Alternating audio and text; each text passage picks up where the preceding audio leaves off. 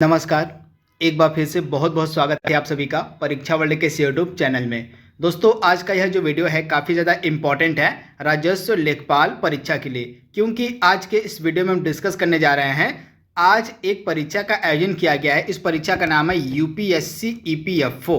तो ईपीएफओ की जो परीक्षा आज आयोजित की गई है, इस परीक्षा में जितने भी महत्वपूर्ण हिस्ट्री के प्रश्न पूछे गए और जितने भी महत्वपूर्ण आपके करंट अफेयर्स के प्रश्न पूछे गए, उनको जो है आज के इस वीडियो में हम डिस्कस करेंगे। ये करंट अफेयर्स के प्रश्न, ये हिस्ट्री के जो प्रश्न होंगे, आपकी जो परीक्षा है उसके लिए ज़्यादा हेल्पफुल हो सकते हैं। तो इसको आप एक बार ज़रूर देख लीजिएगा। अब देख लीजिएगा कि आपके द्वारा इन करंट अफेयर्स के प्रश्नों में से कितना आपका सही हो पा रहा है, और जो हिस्ट्री के जो प्रश्न है उसमें से आप कितना सही कर पा रहे हैं। तो कमेंट बॉक्स में आप जवाब भी दीजिएगा कि इन करंट अफेयर्स के प्रश्नों और हिस्ट्री के प्रश्नों में से आपका कितना सही हुआ है। तो चलिए आज की वीडियो को शुरू करते हैं। तो पहला प्रश्न आपकी स्क्रीन पर है, जो कि करंट अफेयर्स का प्रश्न है। प्रश्न में पूछा जा रहा है कि ब्रह्मपुत्र नदी के ऊपर धुबरी और फुलबारी के बीच प्रस्तावित पुल से निम्नलिखित में से कौन सा राज्य असम के साथ सीधे जुड़ जाएगा। काफ़ी इंपॉर्टेंट प्रश्न है। यह आज की जो ईपीएफओ की परीक्षा हुई है, यूपीएससी के द्वारा कंडक्ट कराई गई है, इसमें यह प्रश्न पूछा गया था। तो आप ध्यान दीजिएगा, इस प्रश्न का हमारा राइट आंसर क्या हो जाएगा। इस प्रश्न का हमारा राइट आंसर हो जाएगा मेघालय राज्य, यानी कि असम से डायरेक्टली मेघालय राज्य जुड़ जाएगा। जो पुल ब्रह्मपुत्र के ऊपर बनाया जा रहा है धुबरी से फुलबारी के बीच। तो आप इसे ध्यान दीजिएगा, ऑप्शन जो आपका बी है बिल्कुल सही है। अगला प्रश्न यहाँ पे हमारा है, यहाँ पे रामसर कन्वेंशन के बारे में कुछ तथ्य दिए गए हैं, कुछ कथन दिए गए हैं। इसमें से आपको बताना कि कौन सा कथन सही है। तो पहला कथन क्या कह रहा है, भारत रामसर कन्वेंशन का हस्ताक्षर करता है। तो यह जो कथन है आपका बिल्कुल सही है। इसके बाद दूसरा कथन क्या कह रहा है, रामसर कन्वेंशन जो है आर्द्रभूमि संरक्षण से संबंधित। यह भी कथन आपका बिल्कुल सही है। जो रामसर कन्वेंशन है यह वेटलैंड के कंजर्वेशन से, यानी कि आर्द्रभूमि के संरक्षण से संबंधित है। तो आप इसे ध्यान दीजिएगा। इसके बाद तीसरा कथन क्या है, वर्तमान में यानी कि प्रेजेंट टाइम में भारत में 76 रामसर स्थल है। तो यह कथन आपका लगभग गलत है। वर्तमान में लगभग 46 रामसर साइट्स हैं।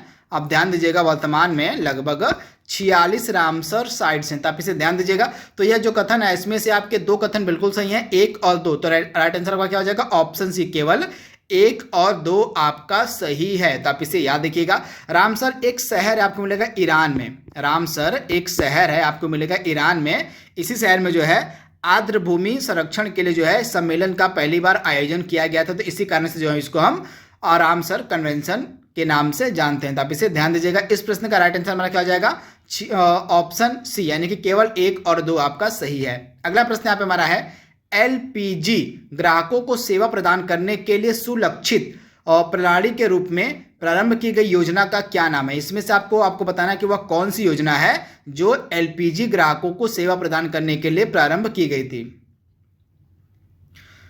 तो आप ध्यान दीजिएगा, पहल जो योजना थी यह एलपीजी ग्राहकों से संबंधित, यानी कि ऑप्शन जो आपका बी है बिल्कुल सही हो जाएगा, पहल योजना। तो आप इसे याद देखिएगा। आपका जो पेपर होने वाला लेखपाल, उसमें ग्राम समाज एवं विकास के चैप्टर, मतलब जो चैप्टर ग्राम समाज एवं विकास का जो आपका सिलेबस है, उसमें जो योजनाएं आपसे पूछी जाएंगी। तो योजना का प्रश्न है, इसे आप एक बार देख लीजिएगा। आयोग की वेबसाइट पर आप चल जाइएगा। मतलब जो आपका पहल है, इस योजना के बारे में आप थोड़ा सा जानकारी इकट्ठा कर लीजिएगा। इस योजना से प्रश्न आपके एग्जाम में देखने को मिल सकते हैं, तो इसे आप देख लीजिएगा एक बार। अगला प्रश्न यहाँ पे हमारा है, निम्नलिखित में से किस स्थान पर वर्ष 1965 में एशिया का पहला निर्यात प्रक्रमण जोन स्थापित किया गया था, आपको बताना है। तो आप ध्यान दीजिएगा, एशिया का पहला निर्यात प्रक्रमण जोन जो है यह प्रारंभ किया गया था आपका कांडला में। कांडला आपको मिलेगा गुजरात में। तो आप पीछे याद देखिएगा, गुजरात के कांडला में एशिया का पहला जो है निर्यात प्रक्रमण जोन स्थापित किया गया था वर्ष 1965 में। तो ऑप्शन आपका जो बी है 100% सही है। यह प्रश्न सभी जो है ईपीएफओ की परीक्षा जो आज कंडक्ट करवा गई है यूपीएससी के द्वारा, उसमें पूछे गए प्रश्न थे। इनको आप बिल्कुल ध्यान से अटेंड करते चलिएगा। अगला प्रश्न यहाँ पे हमारा है, गांधी जी ने दांडी मार्च का आरंभ निम्नलिखित में से किस स्थान से किया था, आपको बताना है। सुपर इंपॉर्टेंट प्रश्न। तो यहाँ पे दांडी नमक यात्रा, यानी कि दांडी मार्च की यहाँ पे बात हो रही है। तो इसको जो है प्रारंभ किया गया था साबरमती आश्रम से। कहाँ से, तो साबरमती आश्रम से महात्मा गांधी ने दांडी नमक यात्रा को शुरू किया था। तो ऑप्शन आपका जो बी है बिल्कुल सही हो जाएगा। डेट क्या थी? डेट थी आपकी 12 मार्च की और वर्ष था आपका 1930। तो 12 मार्च 1930 को जो है आपका जो है दांडी मार्च स्टार्ट किया गया था। कहाँ से? तो साबरमती आश्रम से। तथा 6 अप्रैल को जाकर 6 अप्रैल 1930 को जो है महात्मा गांधी के द्वारा दांडी में नमक कानून को तोड़ दिया गया था। तो आप इसे ध्यान दीजिएगा। राइट आंसर आपका है साबरमती आश्रम से। सैन्य शक्ति रैंकिंग यानी कि ग्लोबल फायर पावर इंडेक्स में 2021 में भारत का कौन सा स्थान है? तो सैन्य शक्ति के मामले में जो है भारत का स्थान है चौथा। पहले नंबर पर आपको मिलेगा यूएसए, फर्स्ट पे है यूएसए, सेकेंड पे आपको मिलेगा रसिया, थर्ड पे आपको मिलेगा चीन यानी कि चाइना, और फोर्थ रैंक हमारे प्यारे देश भारत की है। तो इसे आप याद रखिएगा, यह 2021 का इंडेक्स है ग्लोबल फायर पावर इंडेक्स। तो राइट आंसर आपका जाएगा ऑप्शन सी चतुर्थ। अगला प्रश्न यहाँ पे हमारा है, नाओमी ओसाका ने ऑस्ट्रेलियाई ओपन टेनिस टूर्नामेंट 2021 का महिला एकल खिताब जीता है। तो आपको बताना है कि निम्नलिखित में से किसको फाइनल में हराकर नाओमी ओसाका ने यह खिताब अपने नाम किया। तो आप ध्यान दीजिएगा, ऑस्ट्रेलियाई ओपन टेनिस टूर्नामेंट 2021 में फाइनल में हरा दिया था जेनिफर ब्रेडी को, यानी कि नाओमी ओसाका ने जेनिफर ब्रेडी को फाइनल में हराकर ऑस्ट्रेलियाई ओपन 2021 का खिताब अपने नाम कर लिया। तो ऑप्शन आपका जो बी है बिल्कुल सही हो जाएगा, जेनिफर ब्रेडी को हराकर। तथा यह जो नाओमी ओसाका है किस देश की रहने वाली हैं? तो ये आपको मिलेगी जापान की। अगला प्रश्न यहाँ पे हमारा है, 16वीं शताब्दी की प्रसिद्ध कलाकृति जिसका नाम है साल वाटर मुंडी की एक प्रतिकृति जो कथित तौर पर चोरी हो गई थी, हाल ही में इटली में बरामद की गई है, पुलिस के द्वारा बरामद की गई। तो आपको बताना है कि यह जो चित्रकला है जिसका नाम है साल वाटर मुंडी, निम्नलिखित में से इसको बनाने का श्रेय किसको जाता है? काफी इंपॉर्टेंट प्रश्न है, आज की परीक्षा में पूछा गया है। तो आप ध्यान दीजिएगा, साल वाटर मुंडी जो यह फेमस चित्रकला है यह बनाई गई है और लियोनार्डो दा विंची के द्वारा, यानी कि ऑप्शन जो आपका सी है बिल्कुल सही हो जाएगा, लियोनार्डो दा विंची के द्वारा। तो आप इसे ध्यान दीजिएगा। अगला प्रश्न यहाँ पे हमारा है, भारत सरकार ने प्रतिवर्ष किस दिन को पराक्रम दिवस के रूप में मनाने का फैसला किया है? वेरी वेरी इंपॉर्टेंट प्रश्न। तो इंडियन गवर्नमेंट जो है, जो भारत सरकार है, वह प्रतिवर्ष 23 जनवरी को, यानी कि ऑप्शन आपका जो ए है बिल्कुल सही हो जाएगा, प्रतिवर्ष 23 जनवरी को जो है पराक्रम दिवस के रूप में मनाएगी। तो आप इसे याद रखिएगा, यह बर्थडे होता है आपका किसका? तो सुभाष चंद्र बोस का। सुभाष चंद्र बोस के बर्थडे को भारत सरकार पराक्रम दिवस के रूप में मनाएगी 23 जनवरी से। अगला इंपॉर्टेंट प्रश्न हमारा है, और the little book of encouragement, इस पुस्तक के लेखक कौन है? काफी न्यूज में यह पुस्तक थी।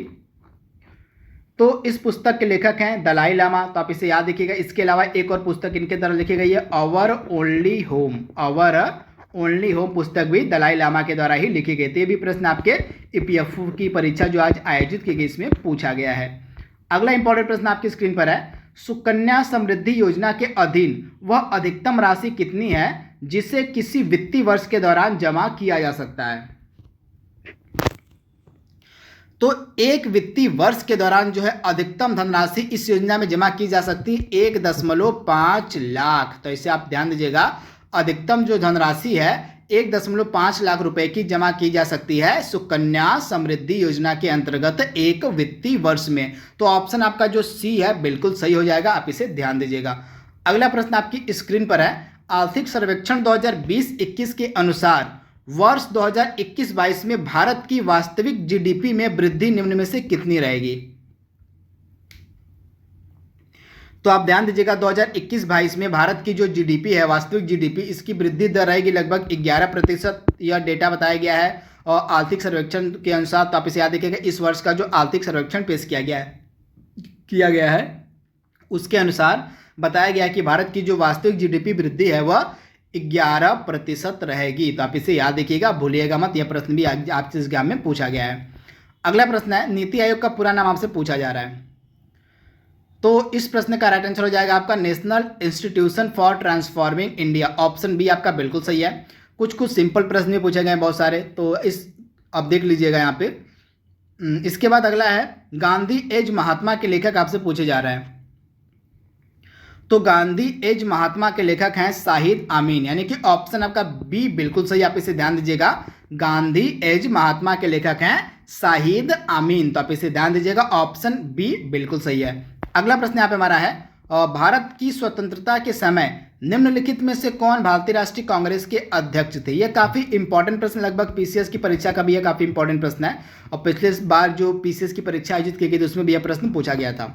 तो आप ध्यान दीजिएगा, भारत की स्वतंत्रता के समय निम्नलिखित में से कौन भारतीय राष्ट्रीय कांग्रेस के अध्यक्ष थे? तो जेबी कृपलानी, यानी कि आजादी के समय भारतीय राष्ट्रीय कांग्रेस के अध्यक्ष थे जेबी कृपलानी। अगला प्रश्न यहाँ पे हमारा है, पीरपुर रिपोर्ट 1938 में किसके द्वारा प्रस्तुत की गई? तो इस रिपोर्ट को प्रस्तुत किया गया था मुस्लिम लीग के द्वारा। तो ऑप्शन आपका ए बिल्कुल सही है, मुस्लिम लीग। अगला प्रश्न यहाँ पे हमारा है, वर्ष 1931 के दौरान बिहार के गया जिले में प्रभावशाली किसान सभा आंदोलन किसके नेतृत्व में विकसित हुआ? आपको बताना है। तो आप ध्यान दीजिएगा, बिहार का जो किसान सभा आंदोलन था 1931 का, इसका नेतृत्व किया था सहजानंद ने। तो ऑप्शन आपका जो बी है बिल्कुल सही हो जाएगा, सहजानंद। हाल ही में आपको पता होगा कि आपको पता होगा कि 21 फरवरी को प्रतिवर्ष अंतर्राष्ट्रीय मातृभाषा दिवस मनाया जाता है। तो आपको बताना है कि अंतर्राष्ट्रीय मातृभाषा दिवस मनाने संबंधी जो विचार की पहल है सर्वप्रथम किस राष्ट्र के द्वारा की गई थी? तो यहाँ पे आपके चारों ऑप्शंस रॉन्ग दिए गए हैं, थोड़ा आपसे 2 बार प्रिंट हो गया। तो यहाँ पे राइट आंसर आपका हो जाएगा बांग्लादेश। क्या हो जाएगा?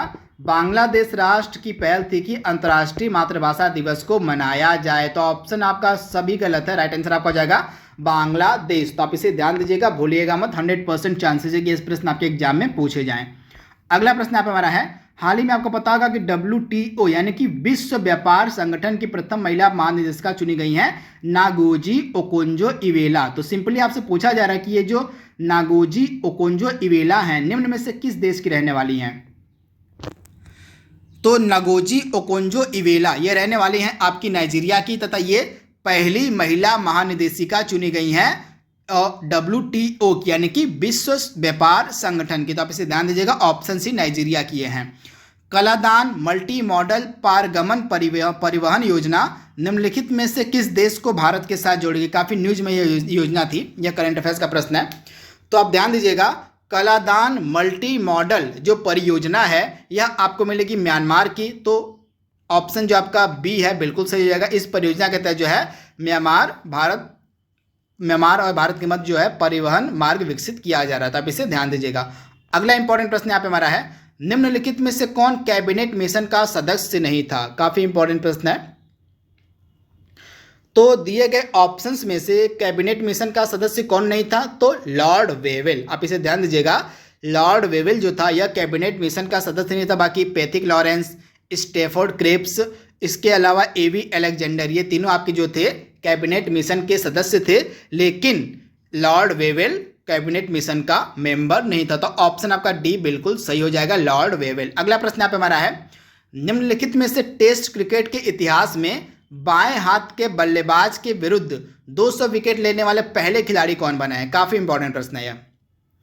तो आप ध्यान दीजिएगा, निम्नलिखित में से टेस्ट क्रिकेट के इतिहास में बाएं हाथ के बल्लेबाज के विरुद्ध 200 विकेट लेने वाले पहले खिलाड़ी बने हैं रविचंद्रन अश्विन, यानी कि ऑप्शन आपका जो डी है बिल्कुल सही हो जाएगा, रविचंद्रन अश्विन। तो आप इसे ध्यान दीजिएगा। तो दोस्तों यहाँ पे कुछ इंपॉर्टेंट प्रश्नों को हमने डिस्कस किया जो आज की EPFO UPSC EPFO की परीक्षा में पूछे गए हैं। आई होप यह वीडियो आपको पसंद आएगा। तो आज के लिए बस इतना ही। Thank you, thanks for watching, thank you.